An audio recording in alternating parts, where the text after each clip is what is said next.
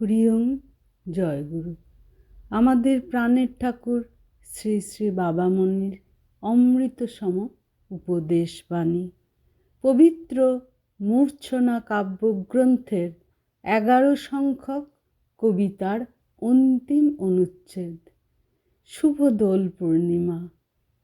এবার আমার গানের সঙ্গে আয়রে গাহিবি তোরা, ভাসিয়া হোলির প্রেম তরঙ্গে সকল ভুবন জোড়া।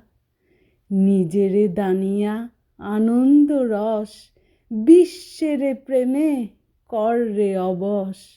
আমার তোমার সবার সকল ঘুচিয়ে দে ব্যবধান, একের মুক্তিটুকুর মাঝারে সবার পরিত্রাণ।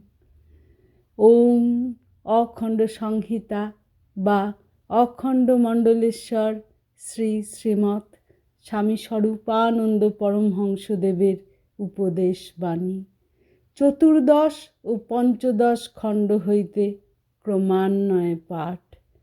শ্রী শ্রী বাবামণি গাহিলেন, আমার গোপন পূজার ধন, আজকে কেন বাইরে এসে ডাকছ হে এমন? প্রাণের পুরে তোমার সাথে হতো আলাপ দিবস রাতে, নিকট কেন দূর হয়ে আজ করছ উচাটন? দূর থেকে ওই বাঁশির ধ্বনি ব্যথাই যে দেয় যতই শুনি। না প্রাণনাথ, এসো কাছে, দাও হে আলিঙ্গন। আগে যেমন ছিলে হে নাথ, তেমনি হও আপন। অখণ্ডের পরার্থ সাধন। হে পুত্র, হে মোর প্রিয়, রাখিও বিশ্বাস, ব্যর্থ কভু নাহি হয় সাধকের